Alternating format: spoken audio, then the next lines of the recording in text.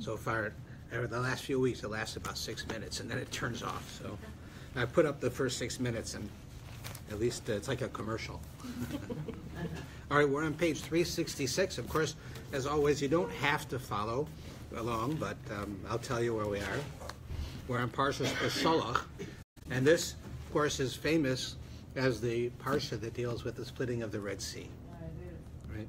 So why don't we start in the beginning? It says, Vayish Beshalach Paro Esa'am. When Pharaoh sent the people, V'lo nacham Elokim derech eretz Plishtim, God did not send them by way of the land of the Philistines, the Plishtim. Why? Ki koravhu, for it was too close. Ki amar Elokim pen yinachim ha'am, because God says, maybe the people are going to think this over, Berosa milchama, and they see that there's going to be a war, V'shubu Mitzrayim, and they're going to turn back and go back to Egypt. Right? They're going to say, it's not worth all of this. The Jewish people, they're leaving, right? And they're going to, and God wants to bring them by way of the Philistines, which is the closest other land, right? Across the border as quickly as possible to get out of Egypt. But he says, but God says, I'm not going to do that, even though you might think it's logical, but it's too close.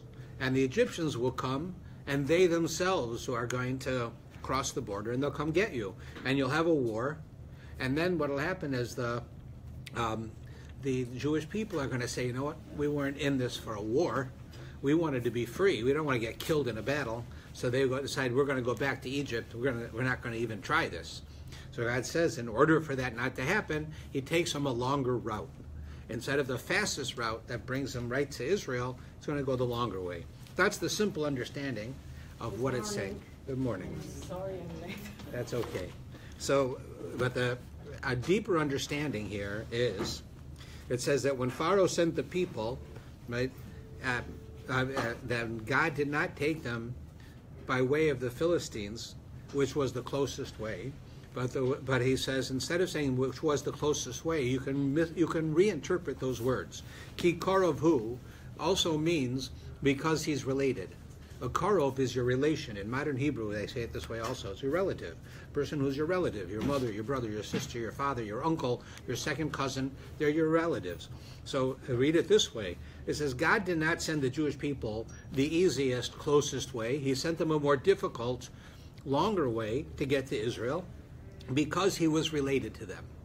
So why does that make sense? What is it telling us?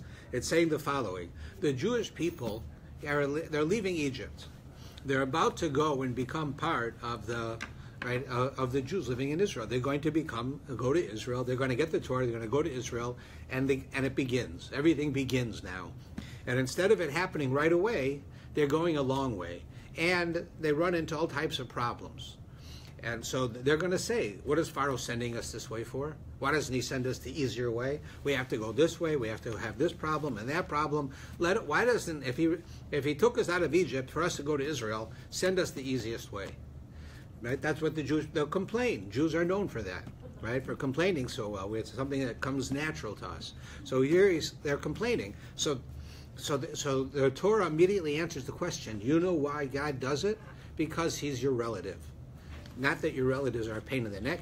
What it means is that he's your relative in that if you have a child as a parent, very often the parent will do something to the child that appears to be harsh.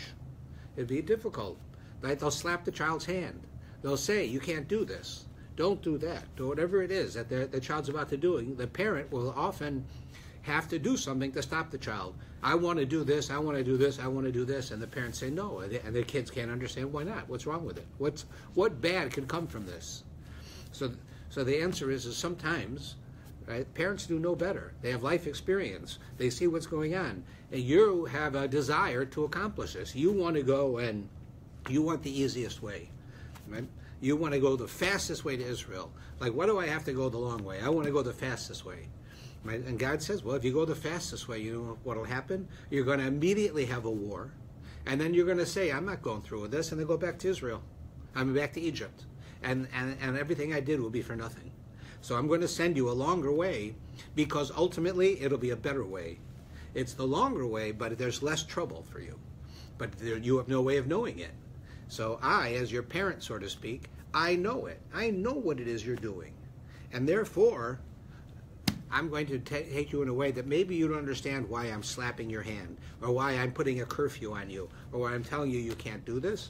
But because I love you, I'm your parent, I'm your relative, I'm going to do something like that.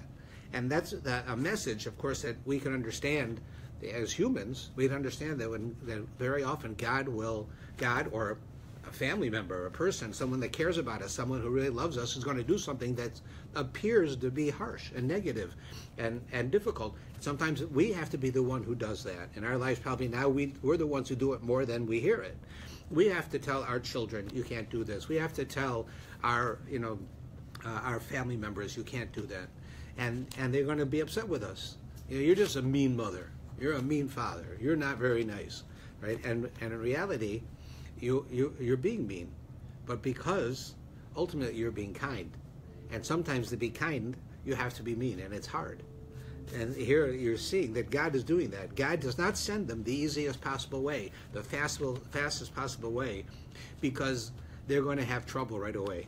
So because He loves them, because He's their relative, He sends them in a more difficult way, but which is ultimately less difficult. And that's why it says it that way, according to many of the commentaries. And then it goes on. We can look at it in the English just as way. So God turned the people towards the way of the wilderness to the sea of reeds. The children of Israel were armed when they went out of Egypt. This idea that they are armed is the commentaries in the Talmud say it's not such a simple statement. If you look in the Hebrew, it says at the end of the fourth line, "V'chamushim alu b'nei Yisrael me'eretz Mitzrayim." With the word chamushim, right, is the word that we're going to question. With chamushim, the Jewish people went up from the land of Egypt. So the way the English is translated here is they went up armed. They had spears and bows and arrows, and they were ready to defend themselves if they needed to, because they're now a sovereign nation traveling from country to country, and the other countries are not going to be so happy, and they'll attack them, so they're prepared. However, some of the commentators say that that's not the idea at all. Chamushim is chumashim, right? Because remember, the Torah has no vowels. So they're putting vowels in here. Chumashim means the 5 books, right? The Torah is the 5 books of Moshe, right? This book, right, it probably says it on the front, is a chumash. No, it doesn't say it there, but a chumash is just a shortened way of saying the five books of Moshe. So here, it says it, does it say it? Oh, you're right, but it's the long version. It doesn't say the short version. So chamushim here, they went up with the 5. That tells you that they went up they didn't have the Torah yet, we know that. The Torah comes in next week's Parsha. But they were given already, as a nation, some mitzvahs. They were already given some things that gave them a special relationship with God. Because of that, the weapons of the Jewish people are not swords and spears. The weapons of the Jewish people is prayer and good deeds. And that the better we act, and the more inspired we are in our relationship with God and our relationship with people, then the more we're guarded, as if those are our weapons. That's another interpretation. One other one, which we hear about when we do the Haggadah, and when it says chamushim means a 5th, 1/5, like from the word chamesh, 5. It's a 5th, and here it's telling you that only 1/5 of the Jewish people left Egypt. 80% of the Jewish people died, and they didn't leave Egypt. They died in the plague of darkness, it says. And the reason is that we know that when the Jewish people were about to leave Egypt, it says that one of the bases of their leaving Egypt was that they had fallen to a spiritual level where they were almost unable to be helped. Right? They were at a point where they couldn't be assisted. There was no rehabilitation. But since God stopped it right before that point, and said, if I wait any longer, there'll be no one to take out of Egypt. The Jews will be totally assimilated. They'll be Egyptians. They won't be Jewish. They won't be Hebrews anymore. They'll be Egyptians. So right now is the time I have to take them out. But at that point, already 80% of the Jewish nation, the Hebrew nation, had assimilated to the point that they couldn't leave. That they didn't want to leave. Why did God wait till it was 80%? Why didn't we take them out too? I can't say exactly why. I know that the numbers were enormous. Can you imagine if we say 600,000 adult men between the age of 20 and 60 left Egypt? So you can extrapolate from that how many women and children there must have been, right? So that's only 20% of the number of people that there were. So how many there were? It was enormous. I mean, I can't say why it had to be, but it was basically saying that there's only this 20% were the people who went through the process, and their spiritual DNA was affected to the point that they became chutzpahdik and stubborn Jews. Right? The fact that we have chutzpah today, that we are stubborn today, that the more, they say that we're like an egg, the more you inflict hot heat to us, the harder we get, like an egg. An egg, the more you boil it, the harder it gets. That's how we are. The more that they try to inflict pain on us, the more set in our ways we are. Right? We stand up to our adversaries. And 20% of the Jewish people were like that at that point, and those were the ones whose spiritual DNA was affected. So that's one of the things they say. Now, this will come into play many times, the fact that there was only 20%, and as to why, we'll see hopefully later on. The next line says, Moshe took the bones of Yosef with him, for he had firmly adjured the children of Israel, saying, God will remember you, and you shall bring up my bones from here with you. One of the things we saw a few weeks ago was that Joseph tells his family, I'm going to die here, but please don't leave my bones in Egypt. All right, I'm going to die in Egypt, but I'm a Hebrew. Even though I'm living in Egypt, I look like an Egyptian, I saved Egypt, my purpose is to be a Hebrew. I'm part of the Jewish people. So when you leave, take my bones with you, take my body with you, whatever is left of him. So it says that Vayikach Moshe es atzamos Yosef imo. Moshe took the bones of Yosef with him. Moshe himself did it instead of anyone else. And the commentaries say, from here there's a quote that says, a wise person takes mitzvahs. That is to say, we know that the Jewish people were promised by God that they would leave Egypt rich. God would give them riches, but when they left, right, they'd get paid for all the work they did. And we have that in the plague of darkness, the Jews went and were able to take from the Egyptians all of their wealth, their silver, their gold, their jewels, and they were told that they could have them, so they took it. So they came out with riches. Moshe, who is the wisest, he took the mitzvahs with him. From this we understand that while wealth is important, having money is important. You can't live without money. You can't buy food without money. You can't keep Shabbos without money. You can't give tzedakah without money. You need wealth to a certain extent in order to live your life. Right? It's not evil. We don't believe that money is evil. However, the goal of the money is the mitzvahs. The purpose of us having money is to live a good life. Money can corrupt you, but money also enables you to be a good person. And so if you use money correctly, it's a vehicle for good. If you use it wrong, it can destroy you. So Moshe understood, what does it mean that money is there, can do good? It means that you use your money for mitzvahs. Moshe specifically did the mitzvah. He took the bones of Yosef. Instead of carrying jewels and gold and silver in his arms as he left Egypt, he carried a bag with the remains of Yosef in it. And so this is showing us, right, the greatness of Moshe, that he took this upon himself to make sure it happened, because Yosef made the Hebrew people, his own family at that time, take an oath that they would take him out of Egypt when they left, and that's what it's saying there. It then says in the next paragraph that they went, and how they traveled. They went to a place called Sukkot. They went to this city and that city in the desert.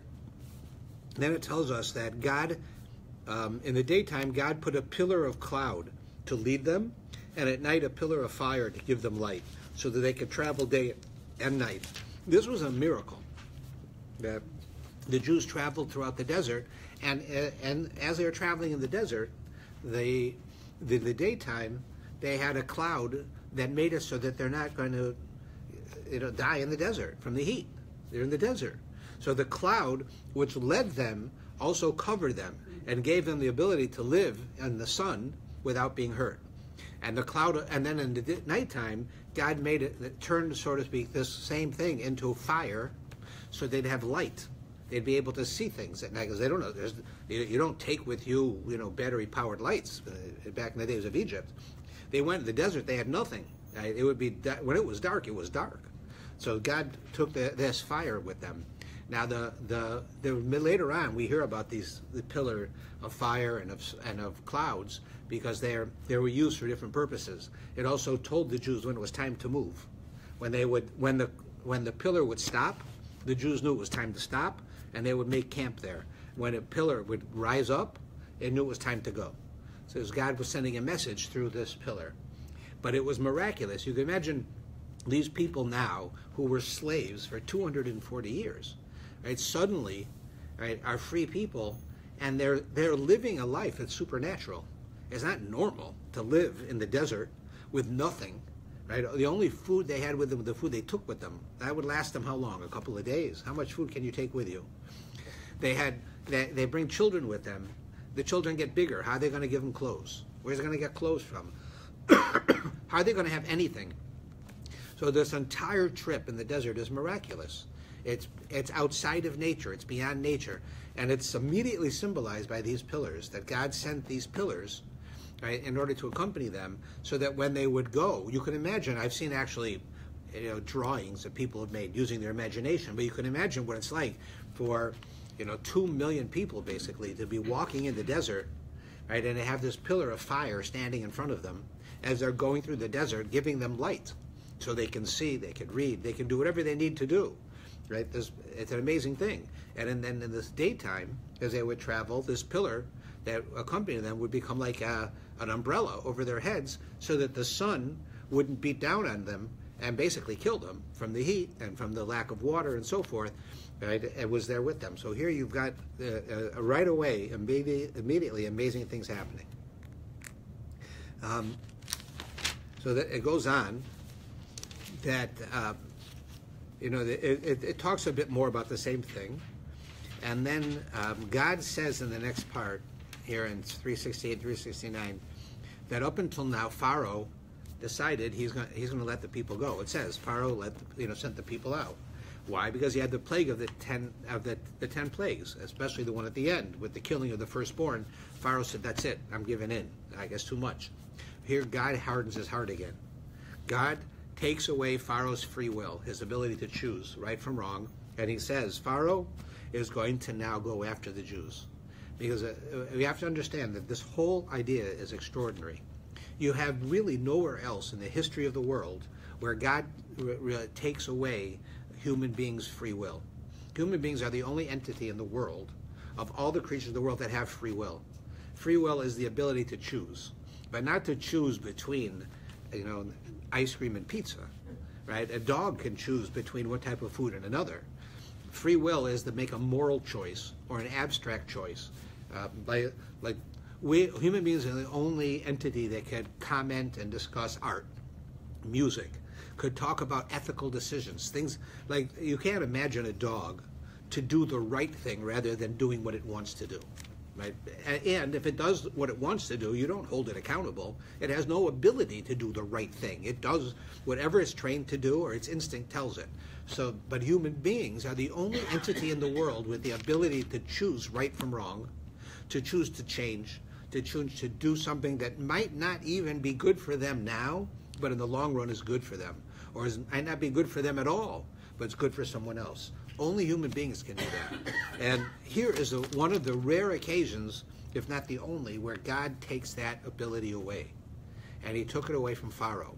And it was because that this in history, this entire story, what we've been doing for the last number of months, is a story of God finally and ultimately revealing himself to the world. He is telling the world, I exist, and I'm going to show you I exist. It will be unconvertible. There's no way that you can argue with this. It's going to be as clear as the nose in your face. And he takes 10 times where he does things, and Moshe comes in and says, tells Pharaoh, the Nile River is the source of all of your life here, right? You have a desert country called Egypt that has a river going through the middle of it that gives it water, that gives it crops by the water watering the ground, gives it fish, It gives it the ability to transport things on the river. The river was an amazing thing for Egypt. That the other Arab countries today don't have this. They don't have a river going through their countries. They're desert. And they don't have the ability to do what Egypt could do. Egypt was always considered one of the most advantageous places to be because of the river. Suddenly that river, which has been like a god to the Egyptians, God turns it into blood. Right? It's now, fish can't live in blood, but right, it smells, it's thick. You water the ground with blood, it doesn't nourish the plants. Right? The whole thing is changed. Then he goes and he takes the frogs out of the water, right, and has them running around doing things. Then he causes hail, and he causes darkness, and he causes wild animals to show up in the middle of the city. And we're not even in Johannesburg, right? Right, in Johannesburg, maybe you have lions running around, but you don't have them in Toronto. Suddenly, in the middle of Cairo, they've got wild animals running around. Right? This whole idea was God was saying, you're never going to have to ask again, do I exist? I'm going to show you I exist. So in order to do that, he had to take away Pharaoh's free will. Because every time he would do something that would hurt Pharaoh or hurt the country that Pharaoh was a part of, then Pharaoh would give in. It's logical. Like, if you've got a gun to your head, you're not going to say that you're going to keep fighting. You lost. You lost the fight. The guy's got a gun to your head. There's nothing you can do. Right? You can't fight anymore. God had a gun to his head, and he was ready to give in. That's why it says that he gives in, and then God hardens his heart. And then Moshe comes again and says, if you don't let the people go, I'm going to do this. It's sort of like almost a silly ultimatum, because he is going to let him go, and then God won't let him do it until it goes on and on. So it sounds almost illogical. The point is that this is the last one.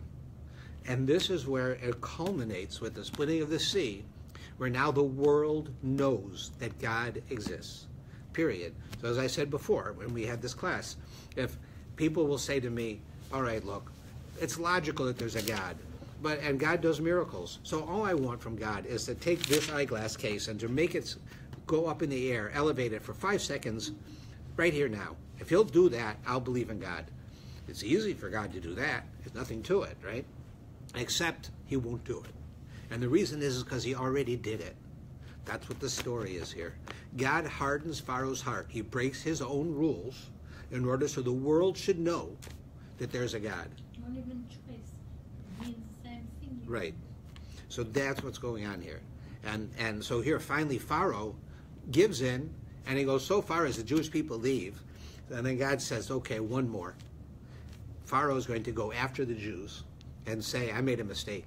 How did I let my workforce, right, my slaves who built my country, who built the economy of my country at no cost to us, I let them go? What, am I crazy? And now does Pharaoh forget that he killed all the firstborn? That they did all of these things that I just described to you? Yeah, God made him forget it. And to say, I'm Pharaoh, I'm God, I'm powerful, I'm not letting them go. And so he takes his whole army and he goes after them, right? Totally illogical, totally absurd, but God caused them to do it. Now, it's only illogical and absurd when it comes to logic, but humans will do this. Right? God doesn't have to take away your free will for a human being to do something.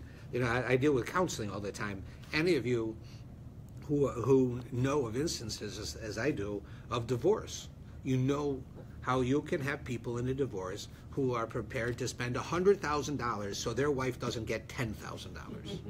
Right? They'll spend $500,000, right, so that they can have the children in their house. Right? And they'll lie and they'll do anything.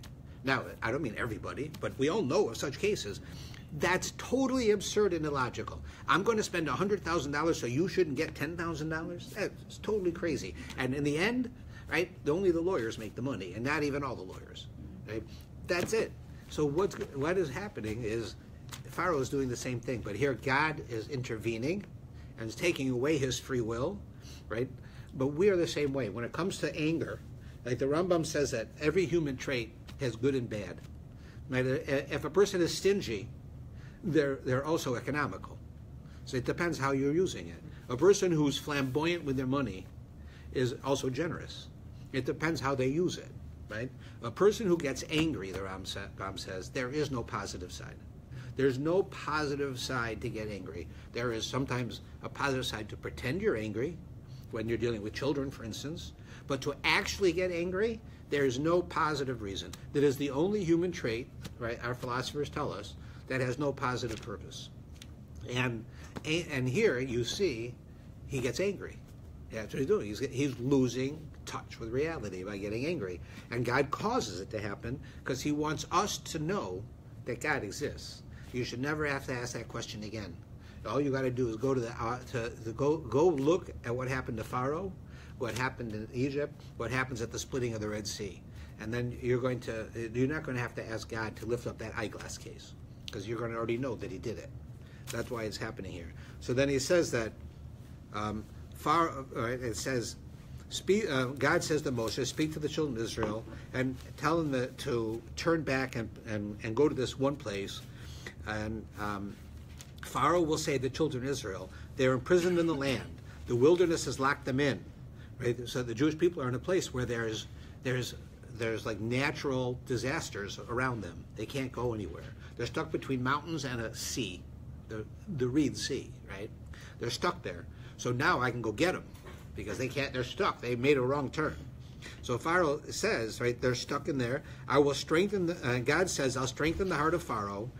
And Pharaoh will then know that I'm God, and he does it. And it was told to the king of Egypt that the people had fled, and the heart of Pharaoh and his servants became transformed regarding the people.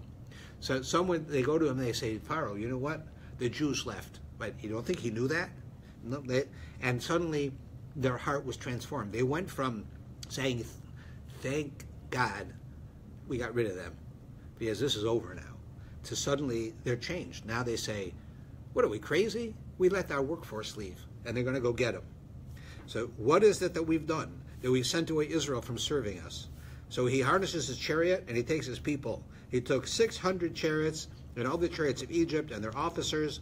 Hashem strengthened the heart of Pharaoh, and he pursued the children of Israel, and the children of Israel going out with an upraised arm. So now you've got the Egyptians coming after the Jews. They're going after them in the desert. Egypt pursues them, and suddenly now can see the Hebrews up ahead, right? And the Hebrews are standing with mountains all around them, and the only way to get away is now become a sea. They can't. They're stuck. What are you going to do? All these people are going to swim across a sea, right? They're stuck. So all the horses of chariots of Pharaoh and his horsemen, they came, right? And Pharaoh approaches the children of Israel. The children of Israel raise their eyes, and they see Egypt's come. And here the Jews, they start with which we're famous for, which is our gallows humor, right? The dark humor. They say in verse 11, they say to Moshe, were there no graves in Egypt that you took us to die in the wilderness? What is this you have done to us to take us out of Egypt? Is this not the statement that we made to you in Egypt, saying, let us be and we'll serve Egypt? It's better that we should serve Egypt than that we should die in the wilderness. Right? The Jews say, like, what's wrong with you, Moshe? You take us out of Egypt, you go to Pharaoh, you give him an ultimatum, you make all of this stuff happen. We had it better off as slaves than we're going to have now. We're going to get killed in the desert, laying here on the ground outside of an ocean, a sea. Right? So Moshe says, don't fear, stand fast and see the salvation of Hashem and what he's going to do. And Hashem says to Moshe, so what happens now is Moshe tells the Jewish people, don't worry, God will help us. And Moshe then turns around and starts praying to God. All right, I stuck my neck out. You better save us. Like, I'm stuck now. God, where are you? So God says back to Moshe, what are you praying for? Why do you cry out to me? This is no time for prayer. He says, speak to the children of Israel and tell them to go into the water. Right? I'll take care of you. Lift up your staff, stretch out your arm over the sea, and split it. The children of Israel will go in the sea on dry land. Right? God says to Moshe, there's a time for prayer, there's a time for action. The Egyptians are right around the corner. This is not the time to pray. I've already set this up for you. Tell them to go. Now, if you look at the order of what it says, it doesn't say I'll split the sea and they should go. He says they should go and I'll split the sea. And this is where we understand from from numerous places in the Torah and the Medrash that what happens is that God was playing what they call brinkmanship. In other words, I've done all this for you. Now it's time for you to show me you believe in me. So God says, go into the water. And it says that the first one was, that went in the water was Nachshon ben Aminadav, who was a nephew of Moshe. And he went into the water, and it says that the water did not split until he walked in and it was over his nose. So he had no way to breathe. At that point, showed total commitment, and the water split. And then everyone else could go in behind him. That God was telling them, I'll save you, but you've got to be involved. This is not logical, because what was the choice, to go back and kill by under their whip, or to go into the water and to be killed? So it's a good choice as a human being. Yeah, well, you're stuck. I mean, they felt clearly that they thought that they might be able to appease the Egyptians and become slaves again. But whatever the case was, God is not telling them, don't worry about it, and split the sea. He said, go ahead, it's all done, right? He didn't. He waited till they actually went in. He tells them, okay, I brought out the frogs. I turned the Nile to blood. I killed the animals. I killed the firstborn. I did everything I say to you, right? Everything I said. I'm batting 1,000 here. Go into the water and I'll split it. And if they don't go, then that's hopeless. Then they went, right? And so that's what he says to them. And then you have the whole story of what's called the Song of Moshe that happens here. Now this. It says that the angel of God, who was going in front of the children of Israel, that's the pillar we were speaking about, it moved and it went behind them. That is, it stood between the Egyptians and the Hebrews. As the Jews are going into the water, right, the pillar defended them. It stood behind them in case any Egyptians would come fast and start to get the stragglers. So it stood there so they couldn't get through. You can imagine what the Egyptians are seeing, right? They could be the most sophisticated nation in the world, and they see these slaves running into water that's splitting, and they have this pillar of fire standing in front of them, right? Like if I was them, I'd go home at this point, right? But they don't, because they get angry, right? So it came between the camp of Egypt and the camp of Israel, and there were clouds and darkness while it illuminated the night. And wood did not draw near the other all the night. Moshe stretched out his hands, and Hashem moved the sea with a strong wind all the night. He turned the sea to land, and so forth. And then it says, Egypt pursued and came after them. Now, at this point, you have to wonder why the Egyptians came. Why didn't they just say, all right, clearly we lost this battle. Let's go back and we'll fight another battle with somebody else. Right? We'll go get the Philistines and make them into slaves. Like, we had to give up. So here it says that Pharaoh, that's why God hardened his heart. He was so adamant that I'm not going to let this God tell me what to do, that he was prepared to go after them. The Jews go into the water? Fine, we're going in. We're going into. And then that's what it is. Egypt pursued and came after them. Every horse of Pharaoh, his chariots, and his horsemen into the sea. It happened at the morning watch that Hashem looked down at the camp of Egypt with a pillar of fire and cloud, and he confounded the camp of Egypt. He removed the wheels of their chariots and caused them to drive with difficulty. God did everything he could to stop them from killing themselves. Right? They had chariots. You imagine they have a Jeep, and God he gives them flat tires on all of their wheels, on all of their Jeeps, and they keep driving in on their axles. That's what's happening. They have chariots with no wheels on them.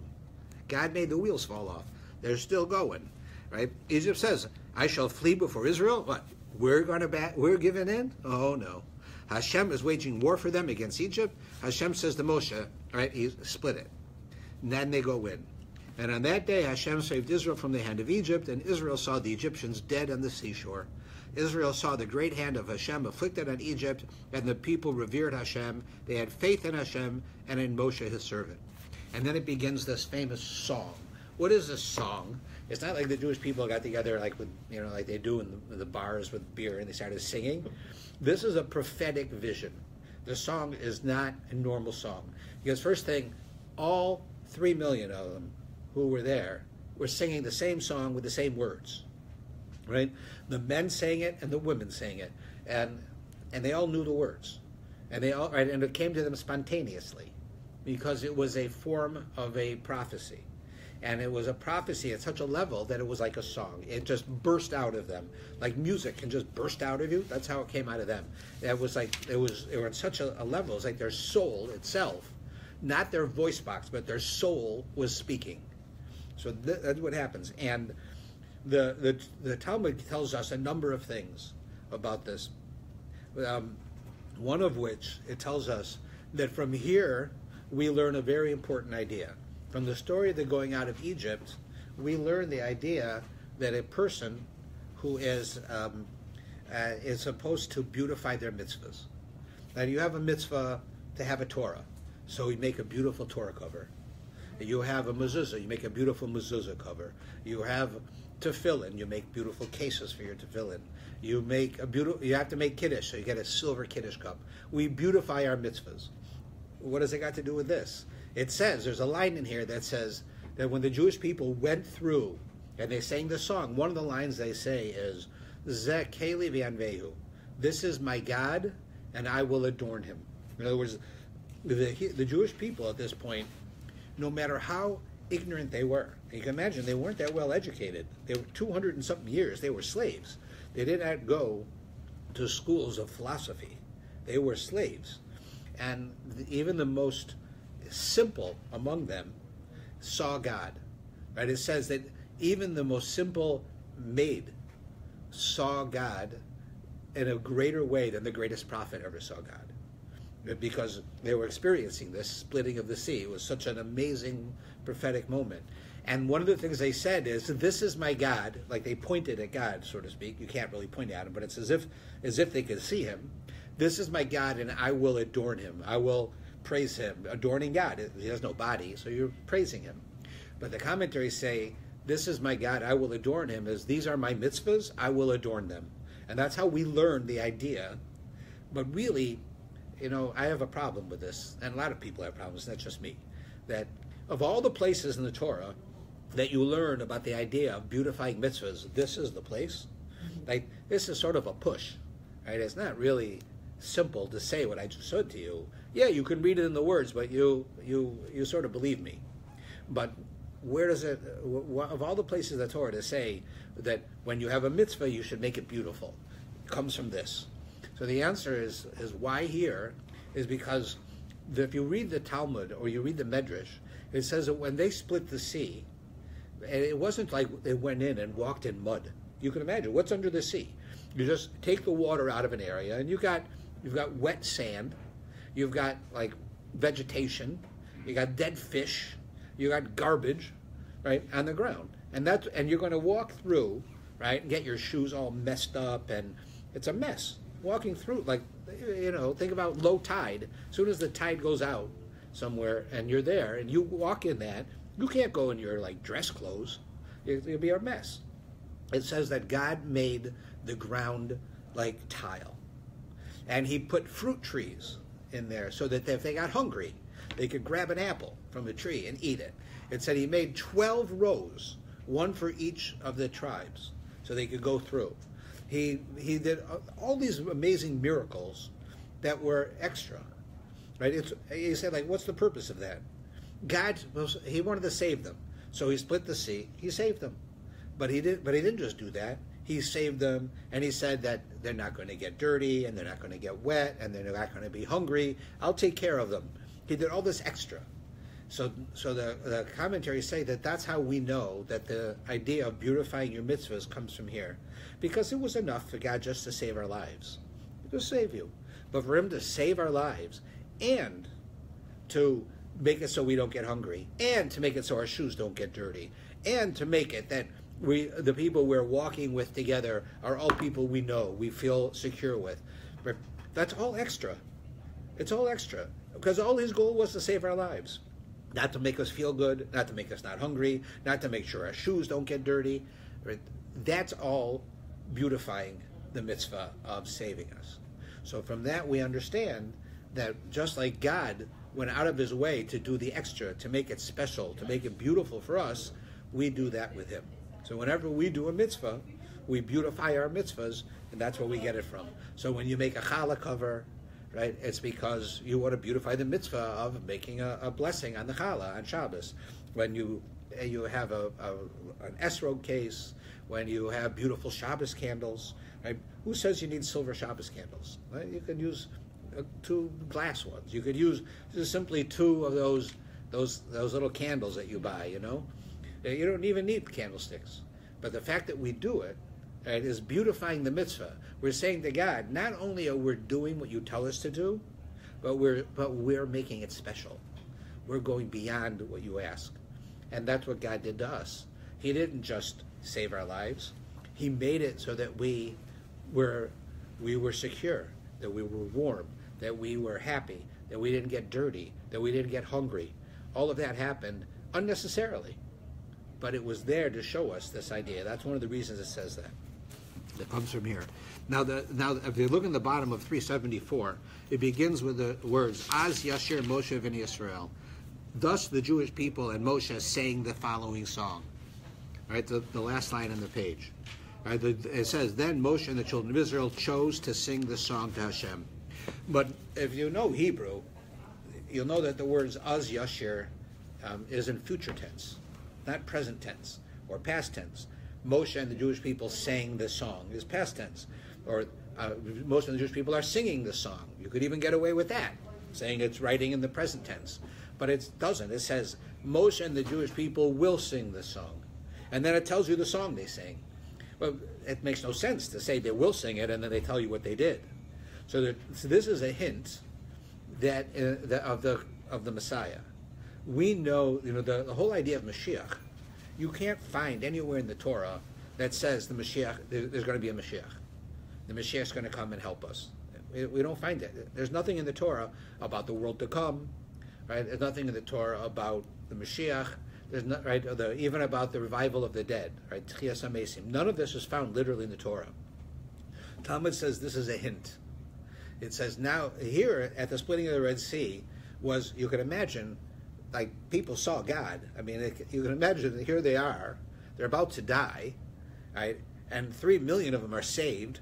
And after they're saved, they look back over their shoulder, and the Egyptians are chasing them. So now they're afraid again, and then the water closes and kills all the Egyptians. And not only it kills all the Egyptians, it kills each one of the Egyptians differently. Each one of them died based on who they were. If they were a horrible Egyptian, then it says that they survived a while and drowned and went up and down until they finally died. The ones who were not as bad died immediately, right, without torture. They died right away. It's you have this amazing thing that happened. So it caused them to sing. But we understand that that when the Mashiach comes, we will sing again. The Jewish people will sing another song. It'll be just as amazing when the Mashiach comes, so that the song will spontaneously come from us. So it's written in future tense to hint to us that just like we know that Moshe and the Jewish people sang then, in the future we will sing when the Mashiach comes. That's one of the hints for Mashiach. Not the only one, and not, but the point is, it's not literal. And then it goes through. If you look, for instance, on 377, it mentions what I said about how they died. It says, deep water covered them. They descended in the depths like stone. So that's one place. Talking about the Egyptians that were not so bad.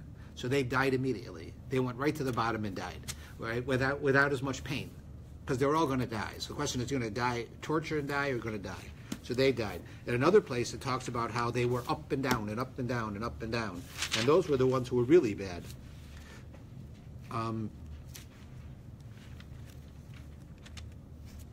All right, and then it goes on for a while, and there's many important points. If you look on 381, just because we're starting to run out of time, you'll see here an interesting point. It tells us about Miriam. Miriam is, of course, the older sister of Moshe. Much of the fact that Moshe lived was because of her. She was an extraordinary person. Her, let me think, her son was Nachshon, right, that we heard about, and she here it says In verse 20, Miriam the prophetess, the sister of Aaron, right, and of Moshe, took the drum in her hand, and all the women went forth after her with drums and dances. Miriam spoke to them, and then they sang the song. So here you see Miriam with the women, right, doing just this. Now, what we're finding is an interesting point, which is difficult for a Western person to understand. You have a segregation of the genders here. Clearly you see Moshe and the Bnei Israel, men, right, went through. And then Miriam, at the same time, goes through with the women, right? So most likely you have two different parts they're going through, but they're segregated from each other. Both of them are having the same experience. Both of them are singing. Both of them are saved, right? Both of them are equal, but they're different. And this is a concept that's very hard for Westerners to understand. Westerners, us, who are not trained in this, we think that if you have two things, one has to be better and one is not as good. You walk into a store. In fact, I remember Sears, when it still existed, they had a promotion where you'd walk into the store and you'd look on the racks, and they'd have, you want a hammer, so you had a good hammer, and then it would say a better hammer, and they had the best hammer. That's what they'd say. That was how they advertised. Why? Because you'd walk in and what do I know from hammers? A hammer's a hammer, right? So just give me the cheapest one. No, but you need to know that if you buy the cheapest one, it could break. If you buy the middle one, right? The cheapest one is good. We're not going to sell junk, so it's good. The little more expensive is better, and the more expensive one, that's the best one, right? That's playing on this idea in our heads that if you have a separation of things, different types of the same thing, that one must be better and one is worse. So that we actually believe that if you have segregation at all of the genders between men and women, that we're saying that men are better and women are worse. We could say that women are better and men are worse, but most people don't say that. Most people presume that we're saying that men are better and women are worse, because we segregate. But what we're really doing is no different than what we have all the time in our society, and we don't even notice. Like if you're 15 years old and 364 days, you're not allowed to drive. One day later, you're mature enough to drive. Is there really a difference in one day? Of course not. How about drinking? Same thing. How about going to war? Same thing. Right? The Canadian government are ageist. They are prejudiced against different people based on their age. They're prejudiced against young people. They don't let them drive. Prejudiced against young people. They don't let them drink. They don't let them go to war. They're prejudiced against older people because they make them go to war. But you have, and the truth is, it's not the case. I'm purposely being, absurd, because Canada is making definitions based on gender and age, only because it's logical, right? Why do they send 18-year-old boys to war? Because an 18-year-old boy thinks he's not going to die. An 18-year-old boy is going to stand up in front of a machine gun and say, "I'm not going to get killed. I'm going to kill them." A 35-year-old man is going to say, "You think I'm crazy? I'm not going out there," because he's more mature. He realizes it. But an 18-year-old woman is like a 35-year-old man. They're not going to do that. They know better. But an 18-year-old man is a boy. He thinks that way. So they send 18-year-olds to fight. Why do you think they have gender differences in insurance? Girls who are 16 pay almost half what a boy pays at 16 for insurance. And a boy can have a spotless record by the time he's 18, and he still pays twice what his sister pays, because boys are reckless, and there's more boys making accidents. So I have to pay for it? That's gender prejudice, right? But what we're really saying is that you can have a difference without one being better than the other.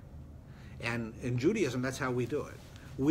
Honestly, if you're trained correctly, really, based on Torah ideas, not on culture, but on Torah ideas, it is totally logical to believe that genders, ages, all different types of things can make you different, but you're never allowed to say one is better or worse. Never. You can't say that a child is better or worse than an adult, a woman is better or worse than a man, an elderly person is better or worse than a younger person. You can't use those expressions, not because it's the wrong thing to say, because it's not true.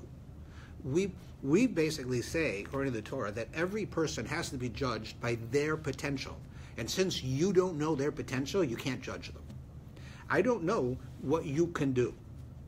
I don't know if you're working as hard as you can and you're a B student, but you're working really hard and you're a B student, or if you're just coasting and you're an A student. I have no idea. If you have two students that both get 3.0 averages in university, one of them is like drunk every night, but he's a genius. He doesn't care. He's going to get through. The other one has to work really hard just to get a 3.0, which is not bad, by the way, but they have to work hard. Are they the same? They're the same in the grades, but they're not the same people. One of them is, the one who's working hard is probably going to grow up to be a very special person. The other one is going to be a drunk. Right? Everything's handed to them. So you can't say, because you don't know the potential of the person, you don't know what's inside the person, you can't say who's better or worse. And you can't do that by gender. And you can't do that by age. And you can't do that by nationality. And you can't do that by religion. You can't say a Jew is smarter than a non-Jew. You can't say a Jew is better than a non-Jew innately. We might have greater potential, and there might be a particular non-Jew who has greater potential than me in any way that you want to pick, spiritually, personally, intellectually, physically. We know it, right? We know many things about different races, that they excel in certain areas. Does that mean that we're racist?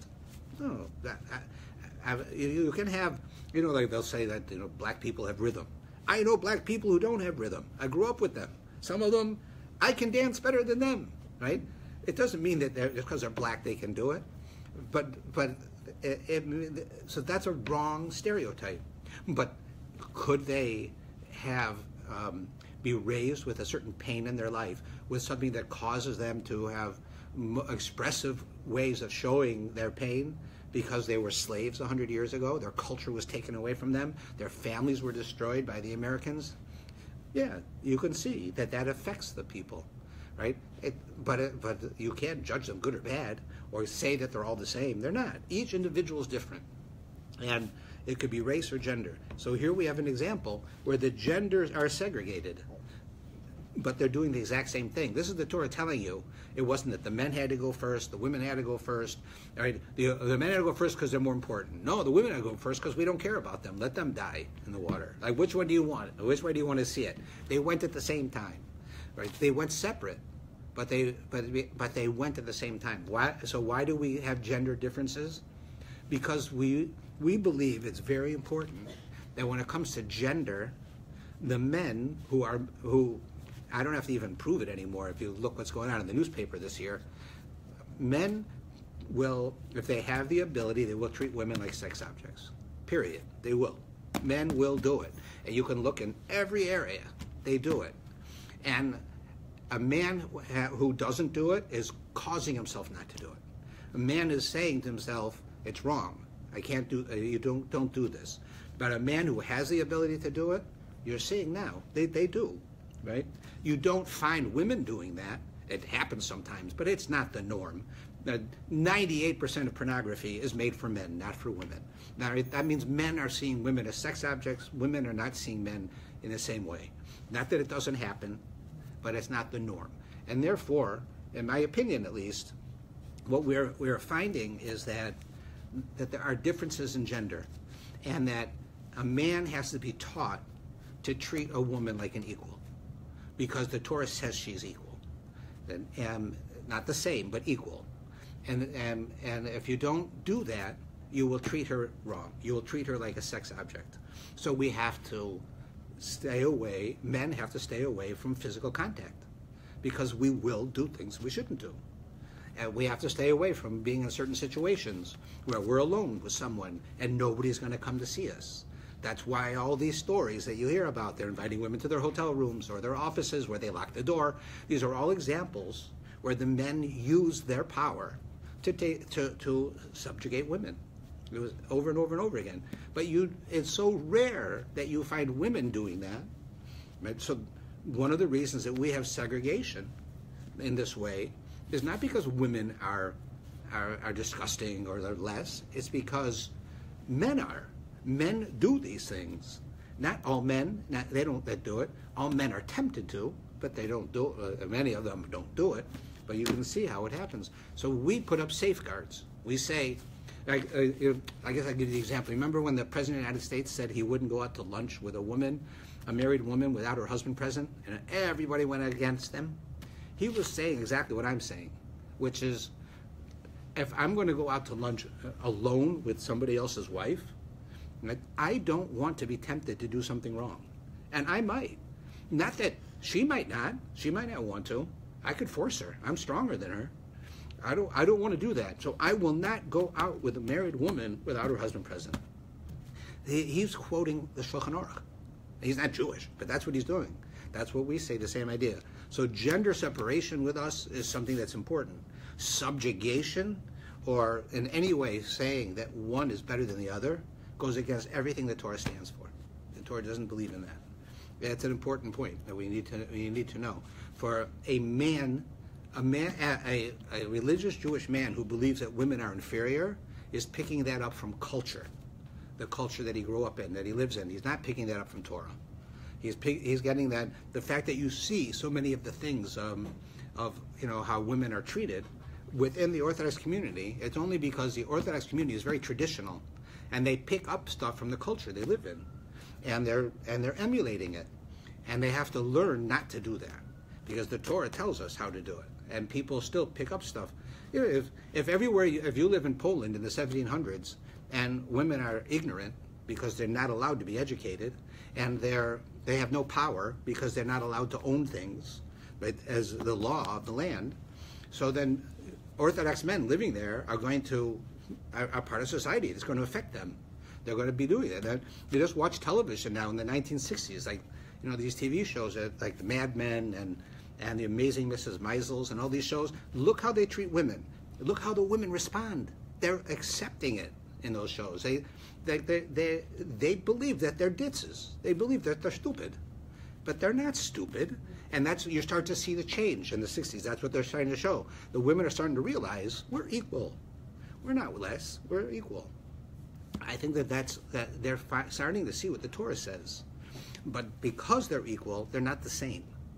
Each person is different. And some differences are by gender, some are by age, and some are by culture, some are by where you come from, some are by your parents, how you were raised. We all have differences. And we have to make sure that we safeguard that we can treat each other like intellectual, spiritual equals, regardless of the gender or age. And if we do that, then we'll be following the Torah. And I think that's one of the things that it's telling us here by Miriam doing the exact same thing her brother did. But he was leading the men and she was leading the women at the same time, in the same place, in the same way. Because it's telling you they were separate, but they had the same opportunities and the same ways of doing things. And I think it's an important point. Sorry to go on so long about it. Okay? And not that I don't expect people to argue with it. I get people who don't agree with what I say all the time on this point. That they say that I'm apologist, but I don't think so.